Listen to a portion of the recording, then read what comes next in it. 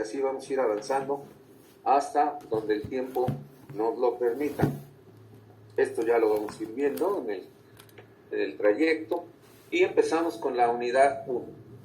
La unidad 1, como dije, se llama Naturaleza, Objeto y Método de la Teoría General del Estado, y cada unidad tiene su objetivo particular a cumplir. En este caso, después de estudiar esta unidad, ustedes deberán identificar la naturaleza, el objeto y métodos de estudio de la Teoría General del Estado, y además la relación que la teoría del Estado tiene con otras disciplinas.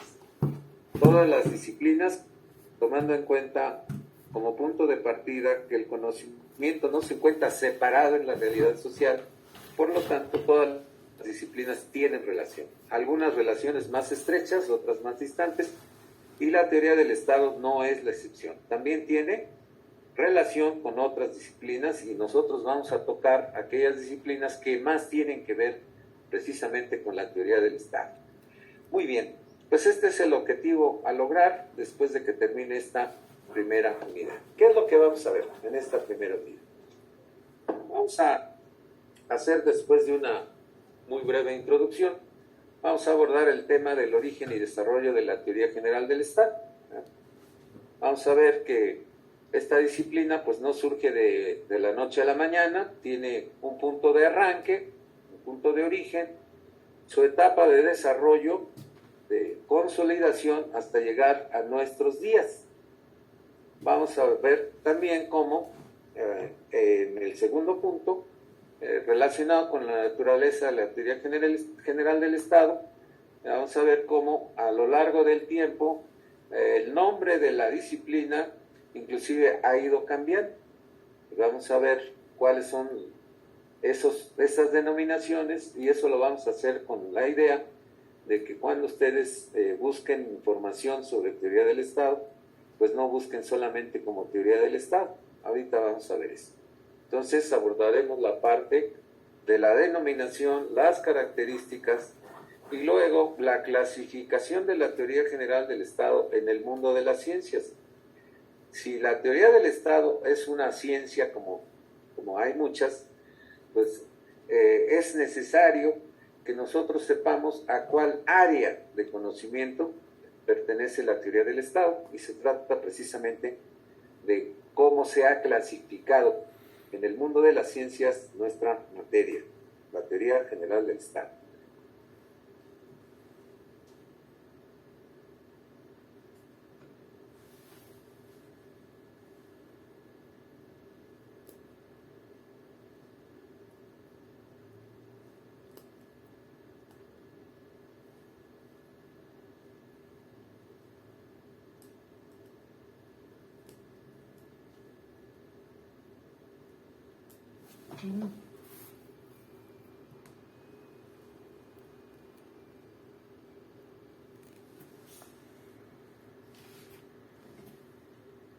Que esa dualidad en el objeto. Normalmente las disciplinas solamente tienen señalado, cuando se les estudia, pues un objeto material, pero en el caso de nosotros, de la teoría del Estado, habrá que considerar también el objeto formal de la teoría del Estado. Cuando hablo de una disciplina científica que debe tener un objeto de estudio, no quiere decir que el estudio no sea mencionado por otras disciplinas. Me refiero a que en el caso de la nuestra, el objeto propio de estudio de la teoría del Estado es el Estado. Esta materia nos va a ayudar a conocer integralmente al Estado. Ninguna otra materia de su carrera se va a ocupar del Estado de esa manera, de manera integral, como lo hace la teoría del Estado, ¿verdad?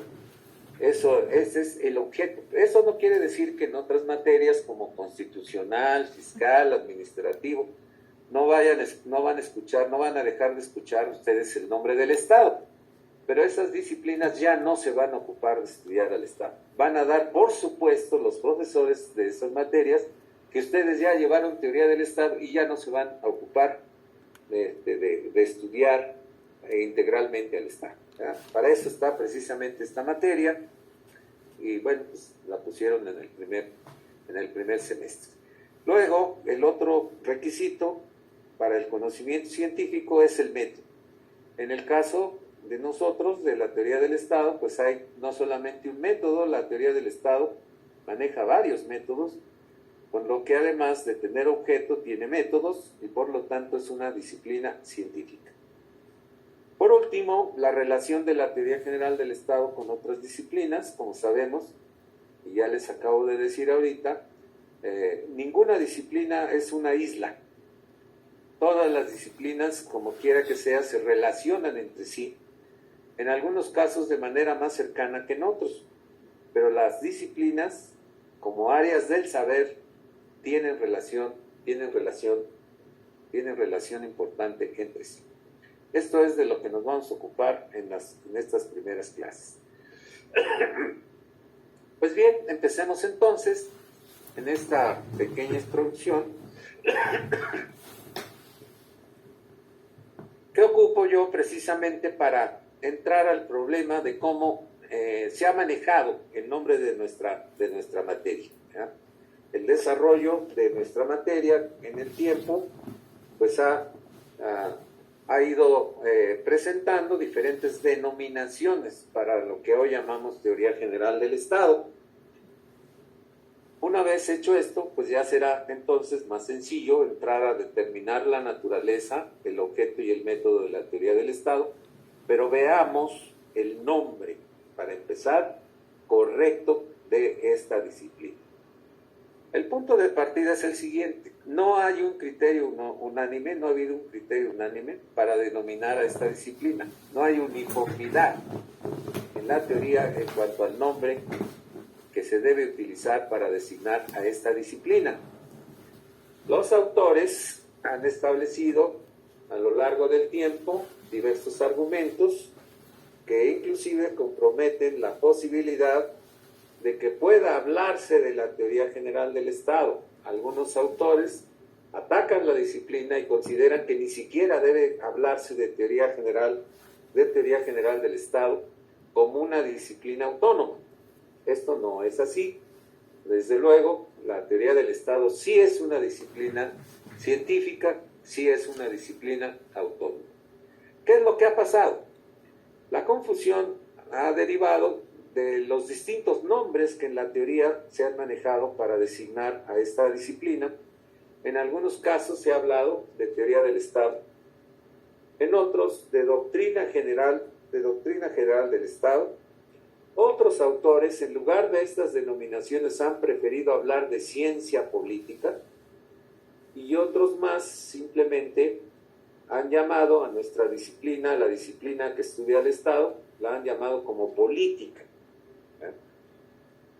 En algunos casos, inclusive, se han utilizado indistintamente estos nombres como sinónimos para denominar las obras escritas de diversos tratadistas. No es correcto. La disciplina se llama Teoría General del Estado. Ciencia política es otra ciencia, no es la teoría del Estado. Política tampoco es una denominación adecuada a propósito del objeto de estudio de la teoría del Estado. No son sinónimos.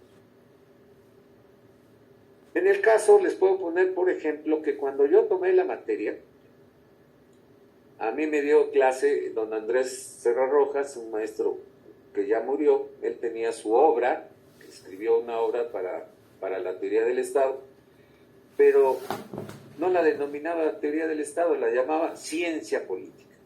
Después sí ya escribió una obra a la que le puso teoría del Estado, pero esta obra de 2 tomos era lo que nos hacía leer el maestro para poder aprender lo que la teoría del Estado era. Indebidamente llamaba su obra ciencia política. La ciencia política, ¿verdad?, es una ciencia que estudia lo práctico del Estado en relación con el fenómeno político. Por ejemplo, partidos políticos, elecciones, todo eso es materia de estudio de la ciencia política, no de la teoría del Estado. ¿Cuál es la denominación entonces que debemos utilizar? cuando consulten libros, pues pueden encontrar libros con estas denominaciones que no sean sino teoría del Estado. Pero bueno, nosotros en este curso vamos a utilizar el nombre de Teoría General del Estado. Por brevedad, vamos a utilizar solamente Teoría del Estado. Pero el nombre correcto es Teoría General del Estado. Inclusive, en la facultad, esta materia pues también ha sido designada en algunos semestres como Teoría del Estado, en otros como Teoría General del Estado, pero finalmente se llegó a la conclusión de que en el programa, en el plan de estudios, debía aparecer como Teoría General del Estado. Y así es como vamos a manejar nuestra materia. Muy bien. De suerte entonces que en esta gráfica podemos ver entonces estas distintas denominaciones: doctrina general del Estado, ciencia política, el nombre correcto, teoría general del Estado, o simplemente teoría del Estado, pero como dije, el correcto, el que vamos a considerar como correcto, es el nombre de teoría general del Estado. Y esta expresión, teoría general del Estado, es de origen alemán. Nace precisamente en Alemania. Los teóricos alemanes fueron los que denominaron a esta disciplina teoría general del Estado. Y es traducción de la frase Allgemeine Stadtlehre. Allgemeine Stadtlehre se tradujo del alemán al español como teoría general del Estado. Así es como nace nuestra disciplina. Los teóricos alemanes no idearon una disciplina a propósito de comprender al Estado universalmente, la hicieron en principio dedicada para conocer, para estudiar al Estado alemán. Pero de ahí empezó a difundirse el conocimiento de la teoría del Estado, ¿verdad? Y fue entonces adaptándose a los distintos países a lo largo del mundo, ¿verdad? Bien. Esta disciplina no es una disciplina muy antigua, ¿verdad? Podemos decir que es una disciplina reciente, no muy reciente, pero sí reciente, que como otras disciplinas tiene un punto de arranque, sus antecedentes más lejanos, una etapa de desarrollo en la que va evolucionando la materia, la ciencia, una etapa de consolidación hasta llegar precisamente a nuestros días. ¿Cuál es el punto más lejano que teóricamente se puede señalar para la teoría del Estado? El punto más remoto lo vamos a encontrar en el justnaturalismo racionalista alemán del siglo XIX. Justnaturalismo racionalista alemán del siglo XIX.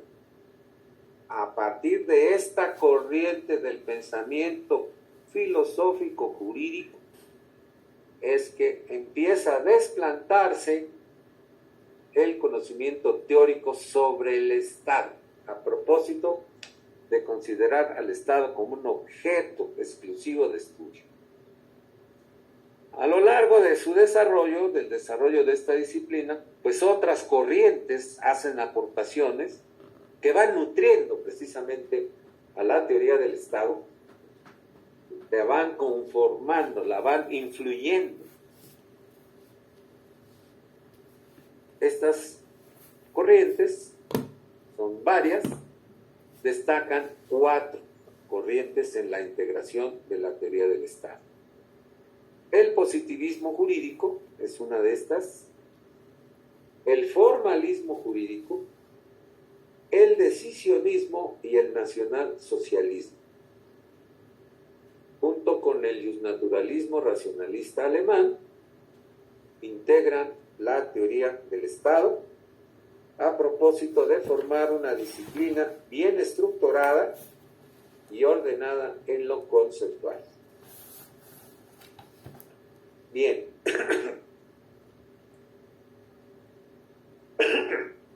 Pues bien, la teoría general del Estado, como hemos precisado, pues nace en Alemania, es traducción de Allgemeine Stadtlehre. Los antecedentes más remotos los vamos a localizar, a ubicar en el Justnaturalismo racionalista alemán del siglo XIX, y el autor de esta corriente que orienta precisamente el conocimiento del Estado en sus inicios es Federico Hegel. Federico Hegel. Van a notar en las diapositivas que yo anoto el periodo de vida de los autores, precisamente para ubicarnos en tiempo. Federico Hegel tiene una vida que transcurre de 1770, ¿verdad?, a 1831, es decir, la parte final del siglo XVIII, ¿verdad?, y los comienzos del siglo XIX. Ustedes seguramente saben contar los siglos, ¿verdad? Bueno, pues en este caso, si hablamos de 1770, estamos hablando del siglo XVIII, finales, y si hablamos de 1831, estamos hablando del primer tercio del siglo XIX. Pues bien, como dijimos, el naturalismo racionalista alemán del siglo XIX, y Federico Hegel es el que aporta con su conocimiento las bases para la moderna teoría alemana del Estado. Por lo tanto, Federico Hegel es considerado como el progenitor de la teoría del Estado. Fíjense qué mérito tan importante de una materia de conocimiento abstracto como es esta. Federico Hegel es el que sienta las bases a partir de las cuales se considera que hay ya conocimiento científico en relación al Estado. El punto de arranque para lograr, sin embargo, una teoría del Estado ya bien estructurada como disciplina ordenada en lo conceptual, en lo metodológico, se va a dar con las contribuciones teóricas de estas 4 influencias que ya mencioné hace un momento. El positivismo jurídico, que es una de ellas. Cada una de estas corrientes tiene representantes, tiene autores que la formaron, que las impulsaron. Y en el caso del positivismo jurídico, pues vamos a encontrar ahí a Karl Wilhelm von Herder. Estamos hablando ahí de 1823 a 1891. Paul Laban, de 1838 a 1918. Y el último representante de esta corriente, que es Jorge Jellinek. Este autor, ¿verdad?, es el que más vamos a mencionar a lo largo del curso. Jorge Jellinek ya corresponde a 1851, ya es el siglo XIX y los primeros años del siglo XX, 1911. Pero además del positivismo, contribuye a la estructuración de la teoría del Estado otra corriente importante, que es el formalismo jurídico. El formalismo jurídico tiene como representante a Hans Kelsen, y estamos hablando ya de finales del siglo XIX a muy avanzado el siglo XX, de 1881 a 1973. Hans Kelsen es el que inspira la corriente conocida como formalismo jurídico. La tercera gran influencia la vamos a encontrar en el decisionismo de otro autor alemán, que es Hermann Heller, en conjunto con Carl Schmitt. Carl Schmitt y Hermann Heller impulsan una corriente a la que se denominó con el nombre de decisionismo. Vamos a ver ahorita de qué se trata. Y por último, en este periodo no es el último autor, sino nada más en este periodo de su formación, de su integración de la teoría del Estado, pues está el nacionalismo, el nacionalsocialismo. Este va a estar representado fundamentalmente por Huber y por Kohlreuter. Estos dos autores, estos dos teóricos, impulsan o encuentran base para su pensamiento en esta corriente que se llama el nacionalsocialismo. Muy bien, pues veamos en qué consisten cada una de estas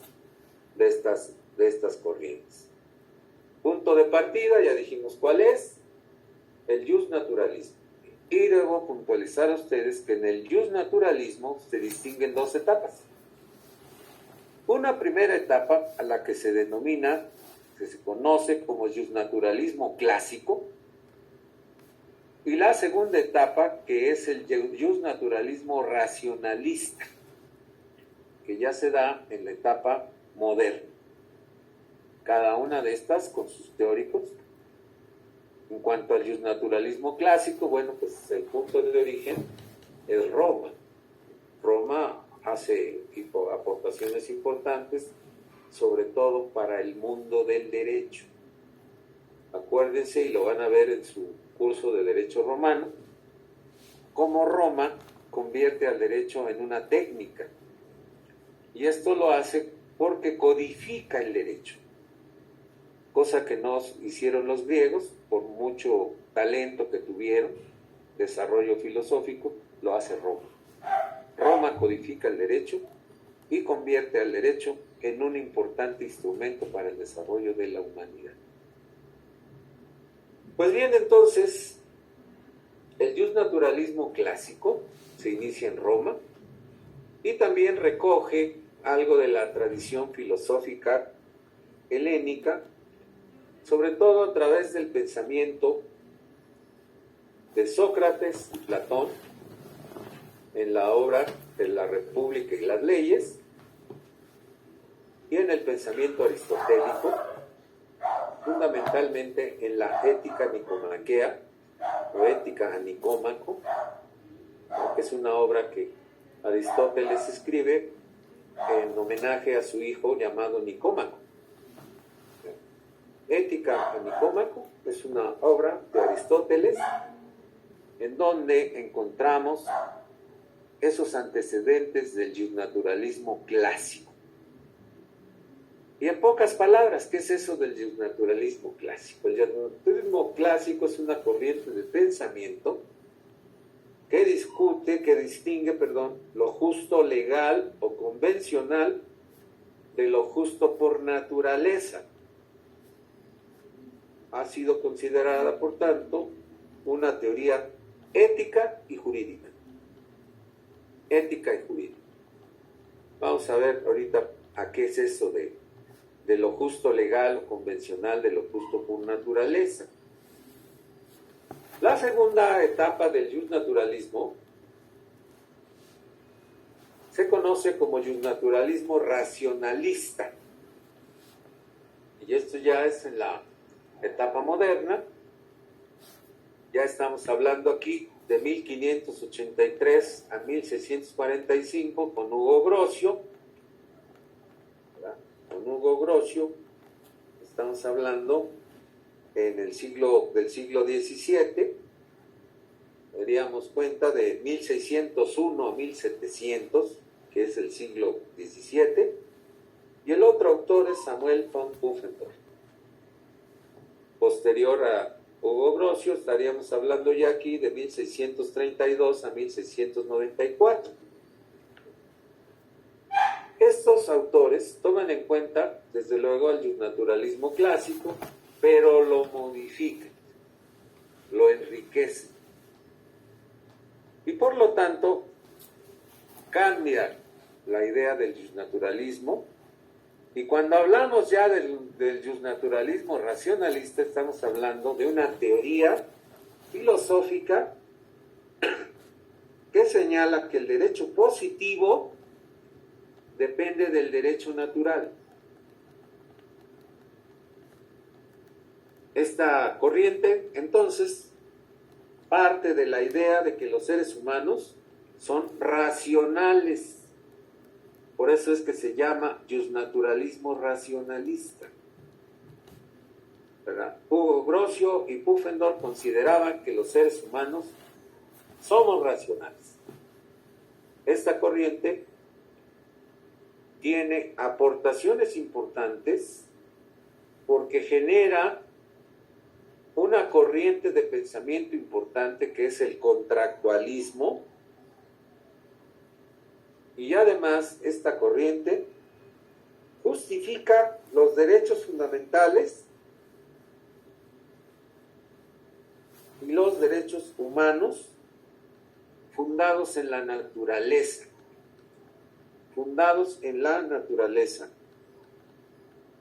es decir, derechos independientes del derecho positivo,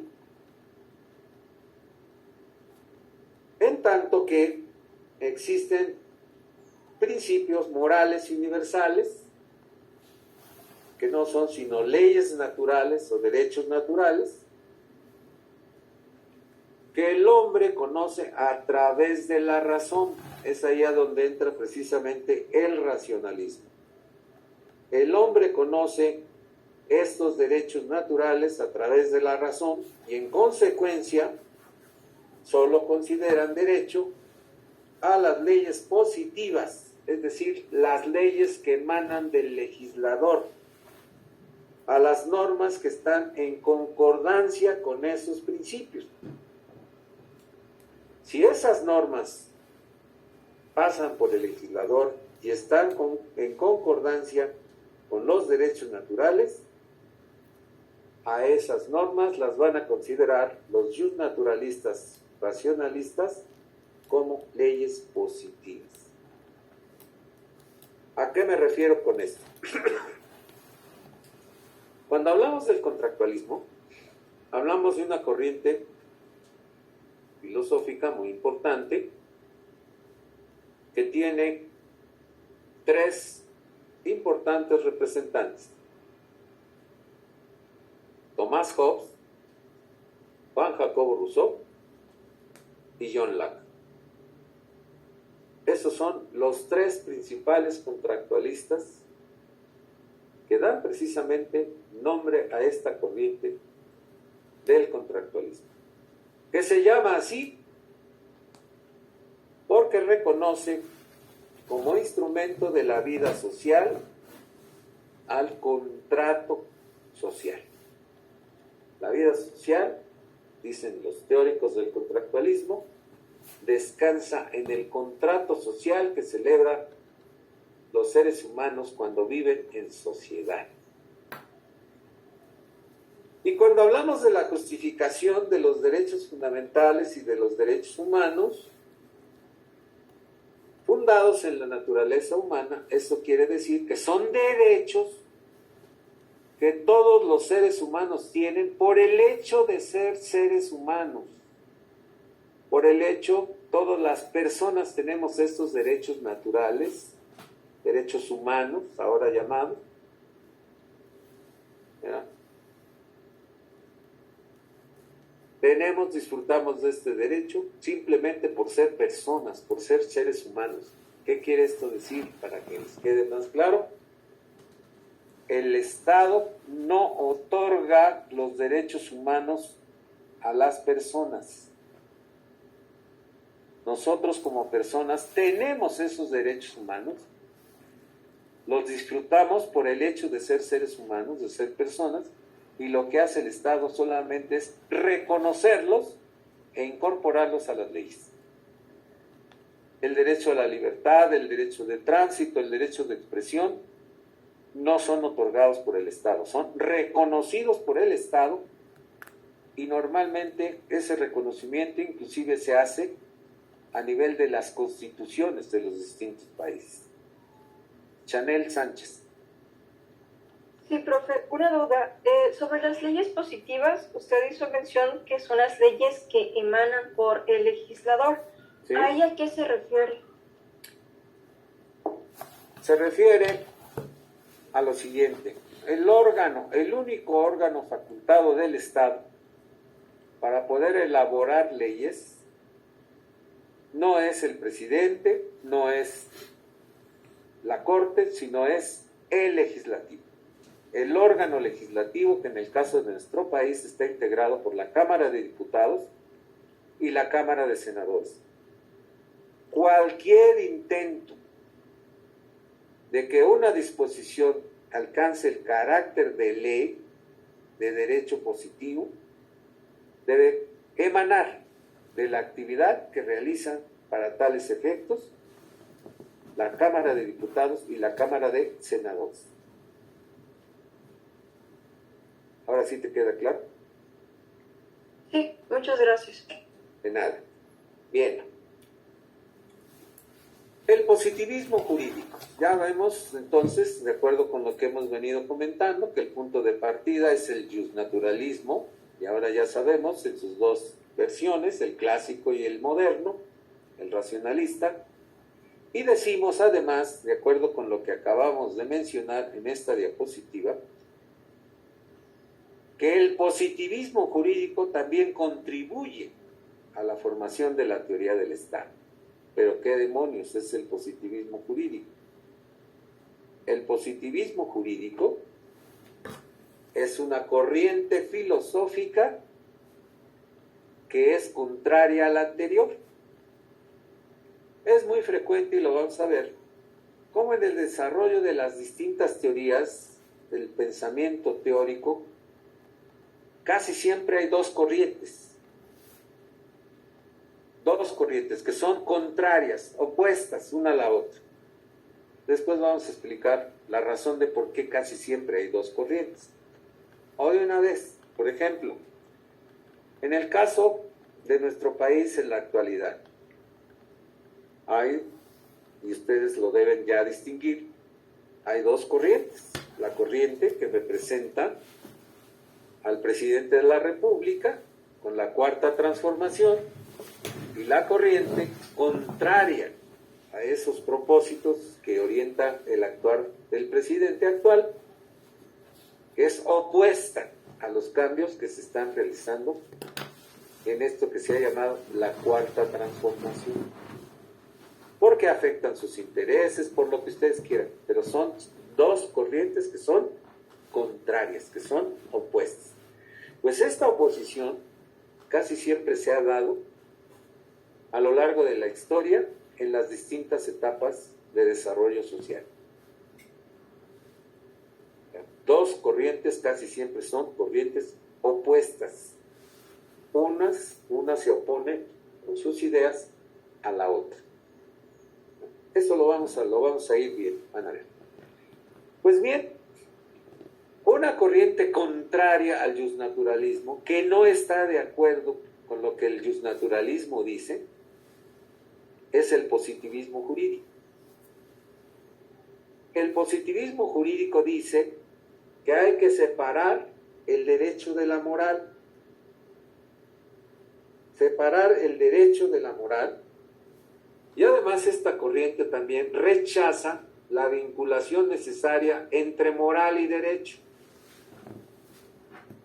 La moral, dicen los positivistas, la moral no forma parte del derecho. La moral corresponde al conocimiento de la ética. O la moral forma parte del estudio de las religiones, de quienes se van a ocupar del ministerio, de un ministerio religioso, como es el caso de los sacerdotes. Los sacerdotes siempre hablan de la moral. Pero el derecho no se debe ocupar de la moral, como sí lo hace el justnaturalismo, dicen los positivistas jurídicos. Entonces, no aceptan al justnaturalismo porque se debe separar al derecho de la moral y se debe inclusive rechazar la vinculación necesaria entre moral y derecho. De tal suerte, dice el positivismo jurídico, que una norma jurídica puede existir con independencia de un fundamento moral. Y hay una frase clásica en el positivismo jurídico que dice que una ley inmoral no deja por eso de ser ley. Dejará de ser ley hasta el momento en que haya una nueva que la sustituya. Pero la ley, entonces, dicen los positivistas, nada tiene que ver con la moral. Pues bien, a mediados del siglo XIX, en Alemania ya dimos pasos gigantes para llegar al siglo XIX. En Alemania, las escuelas doctrinales ya se inclinaban por estudiar al derecho como objeto propio y autónomo de conocimiento sin relación alguna con la moral. Por eso hay una ley de Dios y por eso hay una ley humana. La ley humana es la ley positiva a la que se refiere el positivismo jurídico, que no tiene que ver nada con la ley religiosa. ¿Ya? ¿Alguna pregunta hasta aquí?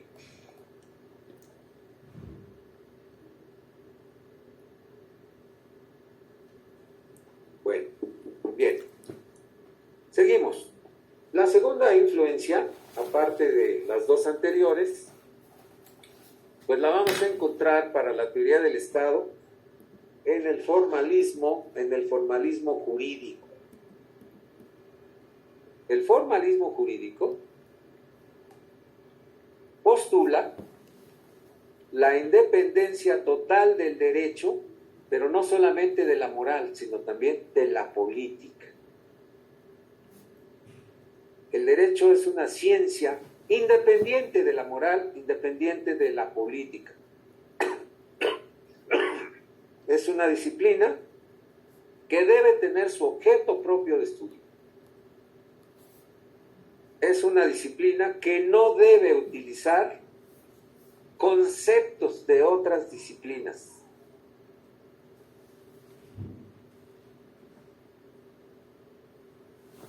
El formalismo jurídico, entonces, puede definirse como una corriente que postula que la única fuente de razones justificatorias para un argumento jurídico es el ordenamiento jurídico positivo, es decir, el derecho que emana del legislador.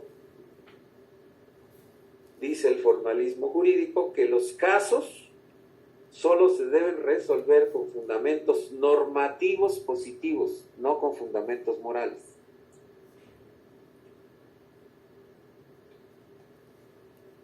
De suerte que si, por ejemplo, un juez en un juicio de divorcio debe conceder la tutela de los hijos, o bien al padre o bien a la madre, tomando en cuenta el mayor beneficio de los niños,